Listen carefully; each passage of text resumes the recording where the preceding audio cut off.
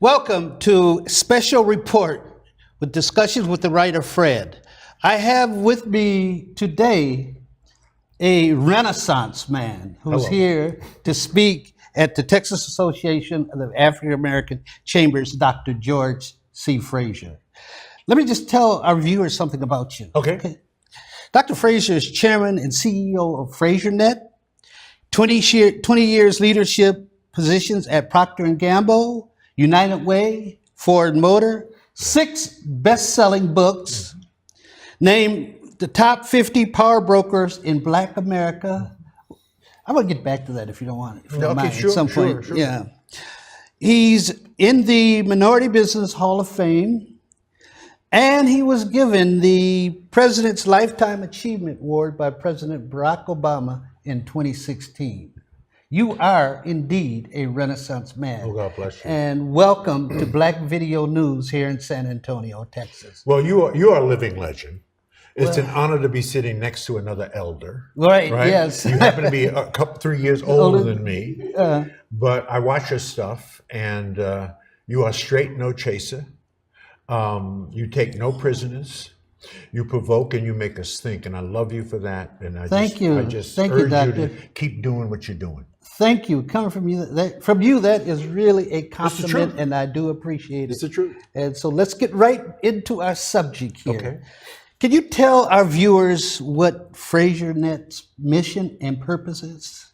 To lead a global networking movement to increase opportunities and resources for people of African descent, and to help us to understand the power of connecting, growing, and prospering. So you look at the whole diaspora, right? I look at the whole, it's global. Right. global. So there are 91,000 active members of the Fraser Network, and they're from every place that Black people have been dispersed.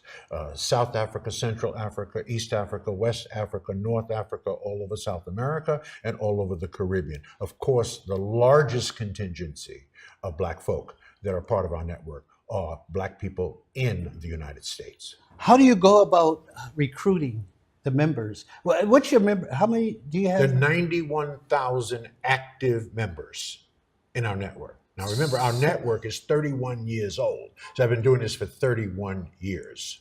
Right. So that's pretty big, Yeah. to say the Active least. members. Yeah, Active. When active. you say active, you mean they're actually involved in doing something. They're involved in the programs, workshops, seminars, conferences, and the speaking that I do around. I speak about 150 times a year, do about 250,000 miles a year, have 8.5 million frequent flyer miles. So they're actively involved in getting me to where they are so I can speak to their audiences. They're actively involved in participating in the Big Power Networking Conference that we've moved to Houston for next year. They're actively involved in engaging in the coaching and mentoring and the programmatic things that we produce on a regular basis. When you talk about wealth networking, I believe you talk about that. Mm-hmm. How do you define wealth? How do you look at wealth? You're not talking about just being rich. You're talking about wealth. Yeah, wealth can be defined in a number of different ways. I'm talking about there is intellectual capital. Okay. Right. Right. If you look at the baby boomer generation, for example, the Black baby boomer generation, we have over 500 billion hours of formal education and professional training. If you wanted to put a dollar value on that, at just $10 an hour, that would mean that our collective intellectual capital base from just one generation alone is worth in excess of $5 trillion. So that is a wealth. It is underutilized and underleveraged. We'll put a pin in that and unpack that later. So that's a form of wealth.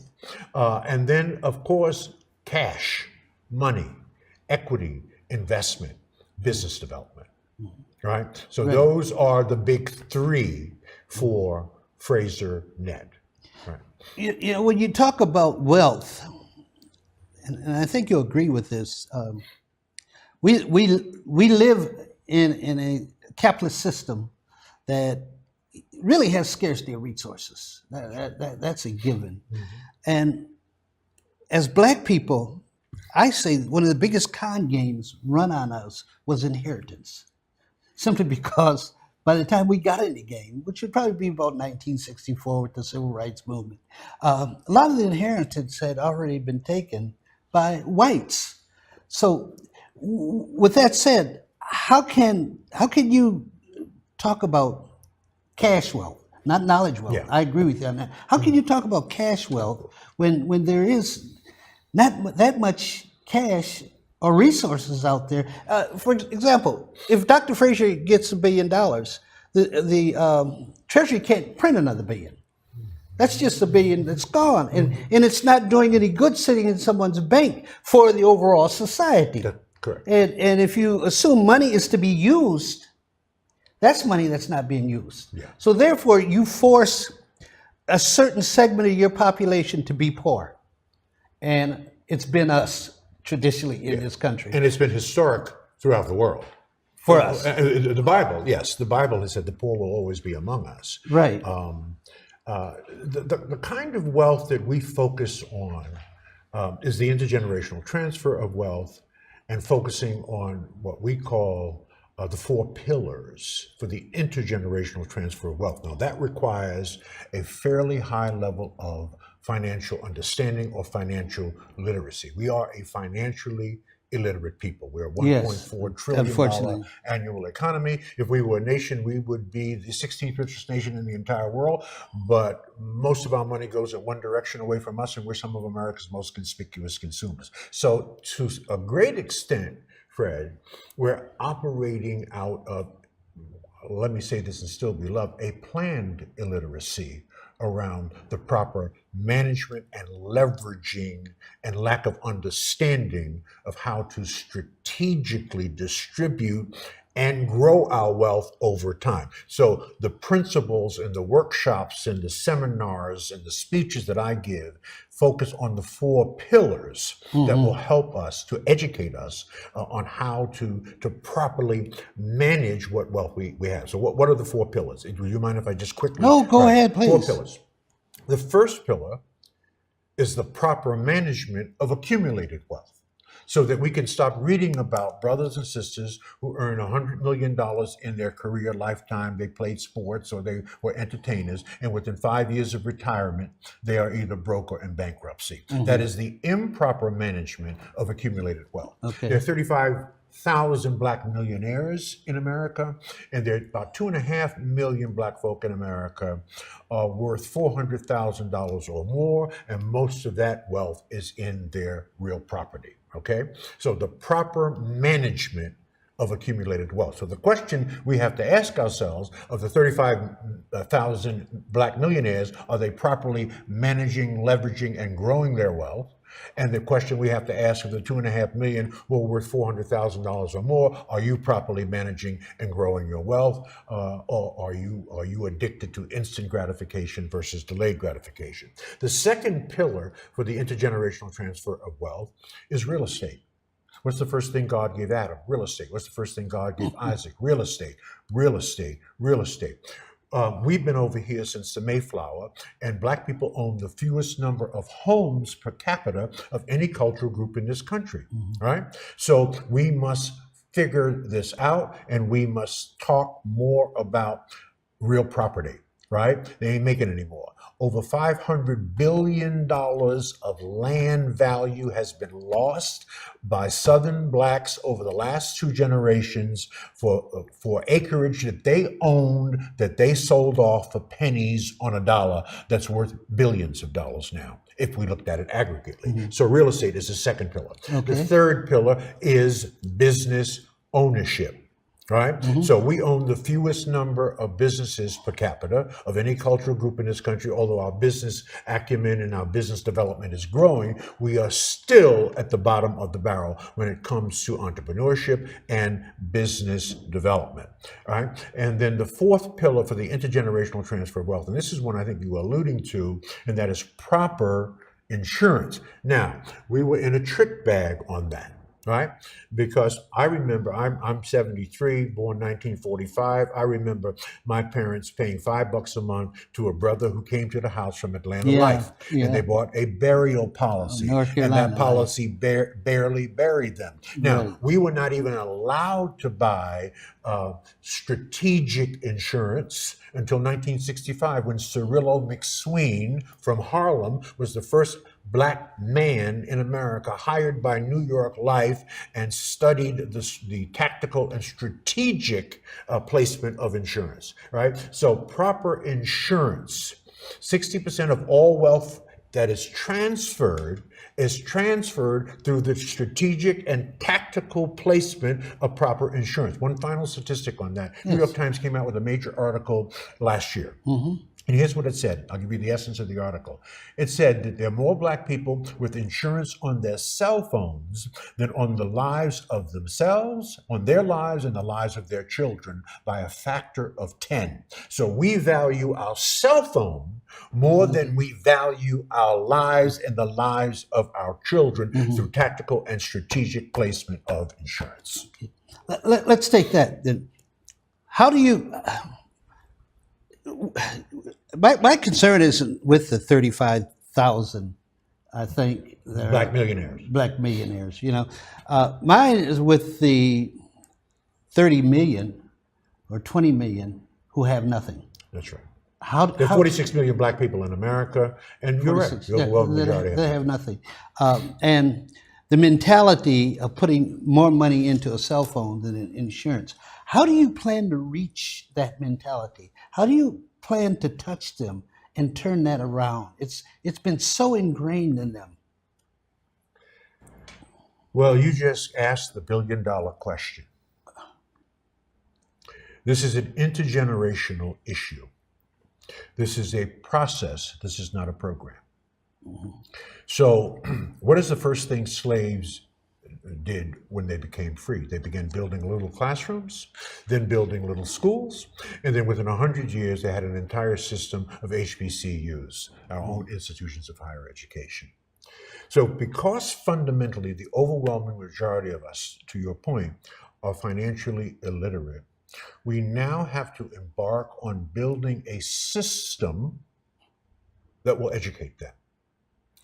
And it is my belief that that system has to be placed in the most important and trusted institution in Black America, which is the Black church.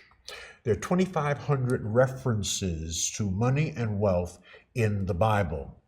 And I'm not going to sit here and proclaim that the most trusted institution that we have has done the job that they have needed to do to bring us to the kind of wealth thinking, the kind of wealth management, the kind of accumulation of wealth processes that we need. So what I am planning to do, and this is my sort of my final act, because it's going to take me the rest of my life just to get it started, is develop a system. See, I believe that ideas are great, but systems are better. We are the most creative people on the planet. We have an idea a minute. We invented jazz, okay? Jazz is 85% improvisation, 15% you're playing the melody. That means we're creating an idea every second when you're improvising. If you were to ask John Coltrane to come in here, if he was alive, and play my favorite things, you would recognize the melody in 32 bars, and then the rest of it would be totally improvised. If you ask him to come back tomorrow and play the same song, it would sound totally different. So we are not lacking creativity and ideas. What we're lacking is building infrastructure and systems. So, and this is the same is true with our entrepreneurial initiatives. So we're going to build a system. The name of the system is WINS, WINDS, Wealth Building Centers. Our goal, there are 85,000 Black churches in America, about 25 million Black people go to church every Sunday. And within those 85,000 Black churches, there are about 10,000 wealth ministries. I've spoken at about 120 of those ministries over the last 5 or 6 years. The problem with those, in quote, wealth ministries, there are two problems. A, the person teaching in the wealth ministry is not educated in financial tactics and strategies, him or herself, for the most part, and they are not certified in financial education instruction. There is a certification you get. See, because you can read doesn't mean that you can teach reading. Because you can count doesn't mean that you can teach math. Michael Jordan was the best basketball player to have ever played basketball, but he would fire himself as a coach from a team that he owned because he could never teach it. But Phil Jackson was a mediocre basketball player, but he has 11 rings, 9 for coaching. So because you can play basketball doesn't mean that you can coach, teach, or mentor basketball. So we now have to upgrade the wealth ministries in the Black church. So Can we come back to that? yes. Okay, we'll take a break, and we'll be right back with Dr. George Fraser. Brilliant. Thank you. Thank you. 40% of food in America is never eaten. Marie, you have prediabetes. Prediabetes? I don't have time to eat right or exercise. I'm a busy mom. Oh, you're a busy mom. Yeah. This is great news. Busy moms never get prediabetes. Wait, what? Let me just... Yeah, this is all the people at risk for prediabetes, and way over here, busy moms. No?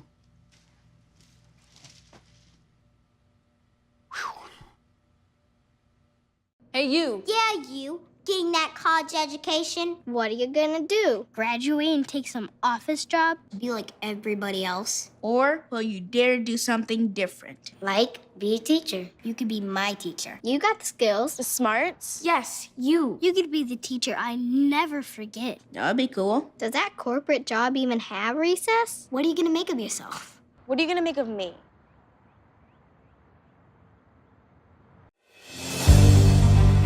I've just been in an accident. What am I supposed to do?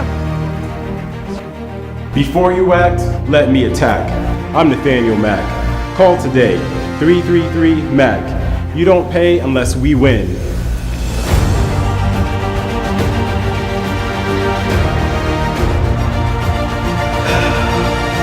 Let's call Matt. Let's call Matt. Nothing to do this week? Don't miss another event. Go to blacksinsanantonio.com for our event calendar. The home of the largest business directory in San Antonio with an African American focus. Sign up today for our weekly e-blast and text message alerts. Help us make this a better community. Connect, empower, grow.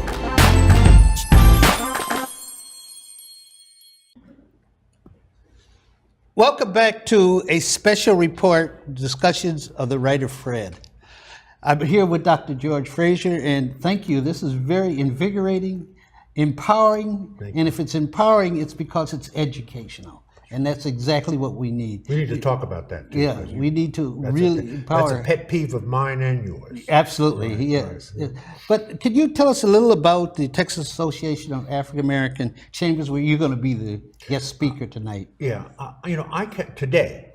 Today, was it today? Today, yeah, it's tonight. It's tonight. Okay. But I'm saying today, in these times, I cannot think of professional organizations more important than Black Chambers. Okay, because they have our future in their hands, and they too are looking for new ways and new ideas to grow their chambers, but they have to grow their businesses. And they have to grow their businesses. And that's why they aggregate. That's why they meet. That's why the Texas Chamber, but you got one in Dallas, you got one in Houston. You've got, in fact, I think Dallas's chamber was one of the first Black chambers in America. Right, I spoke when we were in Dallas. I spoke at that chamber. So I cannot think of an institution whose responsibility is as big as that of our chamber. And Texas, of course, Texas does everything big. Right, they do everything big. They probably, I think, they have the most number of members aggregately of any of the states in the United States, and it's an honor to speak to them. Now, I'm going to, do a Fred on them. It's going to be straight, no chaser, and I'm going to say to them, with love, that to be Black and beautiful means nothing in this world unless you're Black and powerful. Right, and power sits in their lap. And they are a serious form of power, but they need to develop strategic alliances, joint ventures, and partnerships that are 21st century. They need to hook up with and connect the dots with our major institutions. And you cannot say that without having a strategic partnership with Black churches in this country, because they control the minds, the moral values, the spiritual roots of Black people. So if we're going to communicate effectively with Black people, if we're going to change their mind, in a sense, we have to have a blessing from the Black church. Now that's easier said than done. Yes. I went to a church in Pasadena, California with my daughter. And I was amazed by it. The minister sent out the deacons first. And the deacons are supposed to build up the people. And I can remember the deacon says, you got your Bible. Hold your Bible up. This is my Bible. I believe everything in this Bible. Then he went to child in jail, lean on Jesus. No money to pay your rent, lean on Jesus. Everything was lean on Jesus. I leaned over my daughter and says, Jesus, boy, Jesus got to have some strong shoulders. And because it seems to me that, yeah, we have to believe in God and Jesus or Allah, or whoever he be, but you have to make it here too. That's right. And it takes, their effort should be not to just, well, we know during slavery, that's what they did. They tried to save us for the next world. Oh, don't worry about what's happening here because you'll be in heaven. And so our ministers do that now. And I guess the question I have for you, because you said that the church is one of the major institutions for building that wealth. Dr. Fraser, how do you reach them? Do you have a formula or something that's a magic way that you can reach these guys? You have to reach them systemically and programmatically. You have to bring something to the church. This is what WINS is about, because it's a faith-based initiative. You have to bring something to them that adds value to the programming, and I say that with love, to their congregations, right? And we know that churches want wealthier congregants, so those congregants are better prepared to tithe and can give greater contributions to the church to help build the church. Now, so you have to give them something that they see that will not only help their congregants but help the church. And I think that's really sort of the whole mentality and psychology around winds. Remember, the winds means for it is the wind that makes us soar, and it is the winds that bring us change. Without winds, we cannot fly, right? And winds bring us change. So I think so. You have to build a system and you have to have a program. So not only is WINS a system, it is also a curriculum. It is an African-centered curriculum. It is designed to teach people, Black people, the way they learn. We learn differently than white people. We're oral, visual, tactile, kinesthetic, and auditory. We're oral, visual, tactile, kinesthetic, and auditory. Now, I wish we were archival. No, we don't read like we should be reading. Make no mistake about that. The old saying is, you want to hide something from a Black man, put it in a book. Yeah. No. So we have to develop curriculum that can resonate and engage our people where they are and how they learn. So our curriculum is designed to use passages from the Bible. There are many passages. One of my favorite is Proverbs 13:22. A good man leaves an inheritance for his children's children. Well, right now we're in violation of that proverb, because we are the USA Today was a front page article in USA Today last year, front page about Black baby boomers and their money. And I'll spare you the details, but here was the conclusion of the article. I quote, African-American baby boomers, they use African-Americans, will be the first generation of Africans in America to raise another generation of Africans in America that will not do better than them.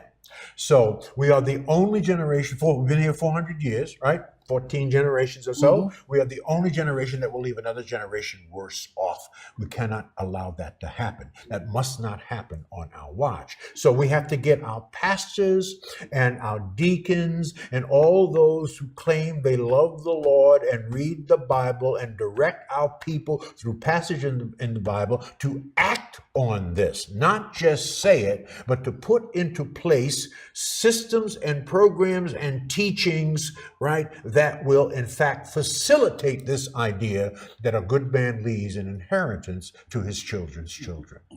Well, you know that, let's go back to Dr. King for a minute. He brought about a new way of making change. That was nonviolent social protest in the streets. The ministers rejected him, overwhelmingly rejected him. You're like Dr. King, only he was in the civil rights era. You're in the economic growth era. That's right. What's going to stop them from doing the same to you?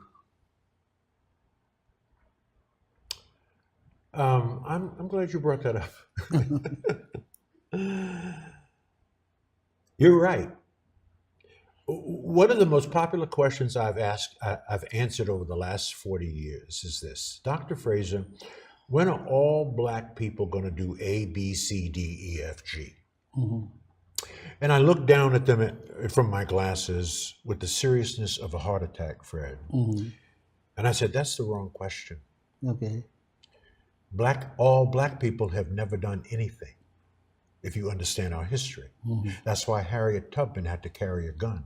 All Black people didn't support Frederick Douglass. All Black people didn't support Garvey. All Black people didn't support Du Bois. All Black people didn't support Dr. King. And you're right, when he went north to try to get help from the Black Baptists, which was the National Baptist Convention, they said, leave those white people alone. You're messing it up from us. And that's what split the Black Baptists and the Progressives. That's Gardner Taylor, Otis Moss. They split off and said, no, we're going to help this man because he is doing the right thing. So you're right. I am not saying that I can convince alone 85,000 Black pastors to see it as Solomon saw it, right? That money answers all things in Ecclesiastes. Solomon really wrote that, right? I can't promise you that. But what I can promise you is before I'm out of here, before my time is up, my goal is to, of the 85,000 Black churches, to embed programmatically and through curriculum and through upgrading their ministries, a program in 10,000 of these churches. That's our goal. 10,000 over the next decade. 10,000. Now I already have 1,800 pastors who have raised their hand, who said, Dr. Fraser, when you begin the process of rolling this out, count us in. Now, that's a tiny percentage of 85,000, but that's a good start. So we could get that done within a year or two. All right? Now, we have to be very careful how we manage that. We have to be very careful how we build a system, how we build a brand, right? Because this is about branding, and it's about branding wealth. So I know that there will be those who are the holiest among us who will look at me as a fool. All right? Or a threat. Or a threat. Okay, that's another way to say it. Right? But I will bless them and release them, and I will just move towards those who see it as you see it, as I see it, right? I am 73 years old. And I will tell anybody in a New York minute, do anything but don't waste my time. I will get more money, but I will not get any more time. And I don't know how much time I have, and I don't want to know. And I'm not going to take 1 minute to try to convince you that I'm right. If you see it as I see it, right? We share a common vision and a common mission, we can do some things together. If we don't, I'm blessing you and releasing you and moving on. Okay. Yeah. Sounds good. Yes. How do you're visionary. You have a vision. Having a vision is tough because most people don't have that same vision. How do you deal with it every day? The frustration. I know you have to face that. You're doing a wonderful job, but I know the challenges are out there. How do you deal with them? To say the least. Prayer, faith, grit, and I surround myself with incredible people like Carmen Herrera, who's driving our initiative in Houston. That's the key. Introduce me to your 5 closest friends, and that will tell me who you are. As they know and as they go, you go. Let me say that a different way. If you can do it by yourself, your vision is too small. So the things that we're talking about, we cannot do it by ourselves, right? In fact, there's a passage in the Bible. It's one of my favorite passages. It's one of the passages basically that has driven me all 73 years of my life. I didn't know this in the earlier years, but when I discovered this passage, this is what God had planned in me. The passage is John 5:30. John 5:30. It is a direct quote from Jesus Christ. Now, there are not that many direct quotes from Jesus Christ in the Bible, but this is my favorite. And Jesus said, I of my own self can do nothing. Now, this was Jesus. Wow. Yeah. Jesus couldn't get it done on his own by himself in a vacuum. So what's up with you? What's up with black people? We cannot do anything significant on our own by ourselves in a vacuum. So I am inspired and motivated by this every single day. Yes, do I meet the naysayers, right? Yes, have I failed? Oh yeah, I have probably failed my way to success because I am doing it. And when you do stuff, right, you're going to fail. That's just the nature of things. Failure is just an obstacle. An obstacle is just a lesson. That's all it is. The great Marcus Aurelius said it the best. It's my favorite quote. Here's my favorite quote. The impediment to action advances the action. Where there is no obstacle, there is no way. That obstacle, see, when God gives you an assignment, the next thing he does immediately after you're given an assignment is he puts an obstacle in your way. Your job is to find a way over, around, through, and under the obstacle. And when you do, you get an attaboy. You get a pat on the back and you get a check mark. And then you get a new assignment. And then the next thing God immediately does is put an obstacle in your way. Yeah. Right? Now, wherever you get stuck and you cannot find a way over, around, and through that's where you're stuck in life until you find a way around that obstacle. Great. And then there's some people that never learn. Okay? That's fantastic. So that's what inspires me. People like you saying what you say, doing this inspires me. And I said this earlier before we were on air. I wish we had something like this in every single urban center in America. We do not, so that we can tell our story, that we can share our ideas, so that we can inspire our people on a daily basis with this kind of conversation. This is what we need, because we ain't gonna read it. Your job, Fred, is to read it. My job is to read it for black people, to analyze it, to interpret it, and then to bring it back to them in the spoken word. We are an oral culture. Definitely. Right? Now, there are a small percentage of us, of the 46 million, that will do the reading, do the analysis, be the academics, be the philosophers, right? And then those who take that knowledge and do things with it. And that's our job. So I'm inspired by you. Right? And hopefully people who are listening to us today are inspired by what we're talking about. And will be inspired by you. Yeah. Definitely. Yeah. And maybe a few of them will start reading. I mean, the average American only reads one book a year, right? And if you decide to read one book a month, in 5 years you will have read 60 books, and the average American will have only read 5. Who's going to be better prepared? Absolutely. Yes. What do you want to accomplish tonight with the businesses that are coming here for the convention? I want them to grow their businesses. I'm going to say, I love you for all that you have done, but it is not enough. Okay, yes. We must do more. You have to do more. And you're the best chance we have, brothers and sisters like you, to do more, right? You're right on the battlefield of economic development and wealth creation. Now, there's some harrowing statistics about black business ownership. According to the U.S. Census Bureau, which does a report every 5 years on the number of black businesses, business growth, The last 5-year reporting period said there are 2.6 million black-owned businesses in America, right? Mm-hmm. That growth is about 85% over the last 5-year reporting period, significant growth. Mm-hmm. So that's the upside. The downside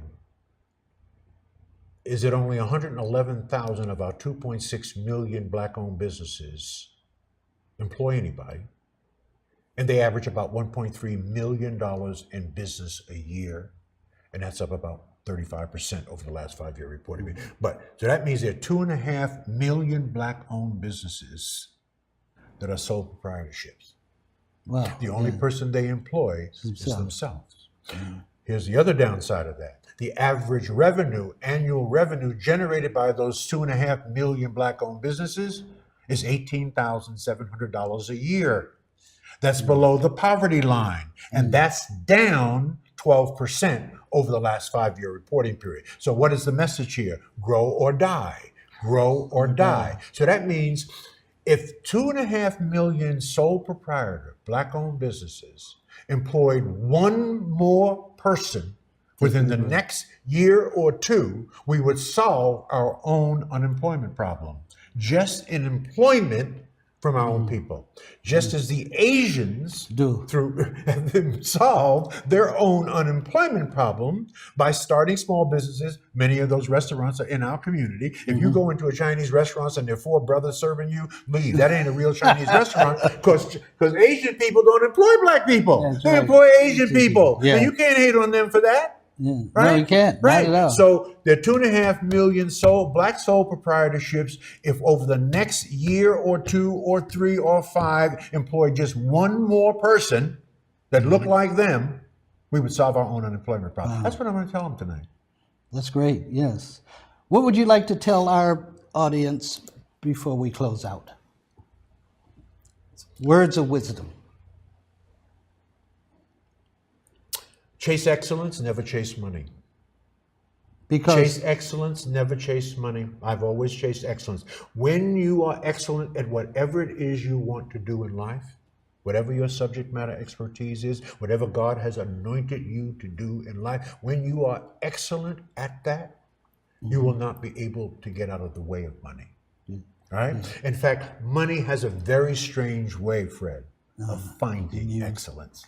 When you are excellent at whatever it is you choose to do, you will never have to worry about competition, right? You will never have to get in anybody's line. People will get in line for you, right? It's when you are average to mediocre, and by the way, mediocrity for black people is dead, okay? Mediocrity for black people, I just want to report to you right now, brothers and sisters, if you're black and mediocre in America, you better leave, because you're going to be marginalized and you're ultimately going to be destroyed. It's when you're average to mediocre that you have to worry about competition, because why? Most of America is average to mediocre. So now you're competing with most of America. When you are excellent at whatever it is you choose to do in life, you will separate yourself from the masses, you will be noticed, and you will be sought after. So chase excellence. Very good. And never chase money. Thank you, sir. Thank you. Appreciate it. Thank you. Thank you. Do you have a website where people could email address where some people could, you want to give it to our viewers? If you want to find out about the Power Networking Conference, just go to www.powernetworkingconference.com, www.powernetworkingconference.com. You can find out all about the incredible Power Networking Conference coming up in Houston, June 26th through the 29th. It is an experience that will change your life. It's a paradigm shifter. Next year, Damon John from Shark Tank will bless us with his knowledge, and 50 other subject matter experts who look like you will be at the conference. And by the way, for those of you who may not know, yes, I am black, in case you were not entirely sure. That's the beauty of our culture and race. We come in all shapes, sizes, skin tones, and hair textures, okay? So that's where you can find out about the conference. You want to find out about FraserNet, Connect, Grow, and Prosper, just go to www.FraserNet.com. That's F-R-A-S as in Sam, E-R. FraserNet.com. If you want to find out about the WINS program, if you want a financial wealth building center in your place of worship, or if you're a fraternity or sorority and you meet at least once a month and you want to put a wealth building center in your local fraternity or sorority chapter, give us a call, and you can just email me at gfraser, Fraser, at FraserNet.com. gfraser at FraserNet.com. Just make sure your cell phone and your email is on it, and I will get back to you with all the information you need about building a WINS center, a wealth building center in your organization, and especially in your place of worship. Okay. Nothing more needs to be said. So I'm going to close out and remind you all that this is Discussion with the Writer Fred, telling our story, our way.